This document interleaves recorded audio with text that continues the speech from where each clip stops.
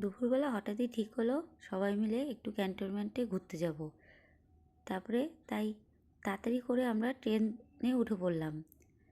আমি একাই ছিলাম ট্রেনে, ওরা দাঁড়িয়ে ছিল ক্যান্টনমেন্টের স্টেশনে। আমি ট্রেনে করে একা একাই যাচ্ছি, ট্রেন ছুটছে ক্যান্টনমেন্টের দিকে। দেখো কত জোরে ট্রেন যাচ্ছে, আমি সামনেই দাঁড়িয়েছিলাম। তারপরে ওখানে নেমেই দেখলাম চুমকি আমার জন্য ওয়েট করছে। তো চুমকির সাথে আমরা বাসে উঠে পড়লাম। বাসে উঠতেই তারপর দেখো বাস পুরো ফাঁকা। তারপরে চলছে বাস। তারপরে এই দেখো রিঙ্কি দাঁড়িয়ে আছে আমাদের জন্য। ওর হাজব্যান্ডকে এবার টাটা করে দিল, ওর হাজব্যান্ড চলে গেল। এবার আমরা তিনজন মিলে চলে গেলাম ডায়মন্ড প্লাজায় ভেতরে।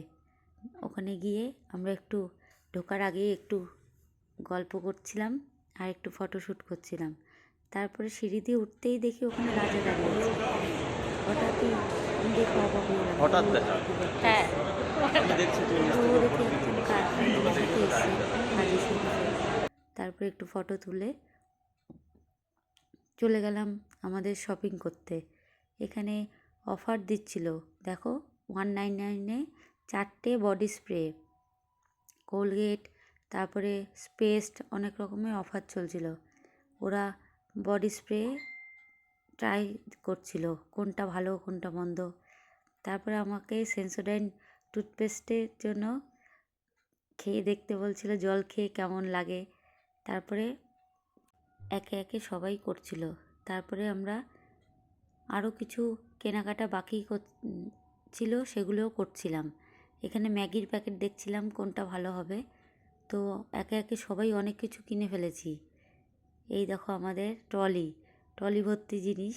সবাই বিল্ডিংয়ে চলে এসেছি।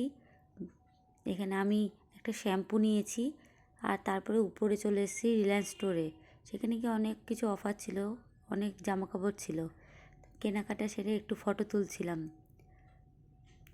ফটো তুলে দেখো আমাদের কেমন লাগছে, আমাদের ভিডিও কেমন লাগছে তোমাদের। একবার আমার ভিডিও ভালো লাগলে লাইক কমেন্ট করো, শেয়ার করে দিও। দেখো সময় হয়ে গেছে এবার বাড়ি যাওয়ার, তাই আমরা শপিং করে আবার বাড়ি চলে আসলাম।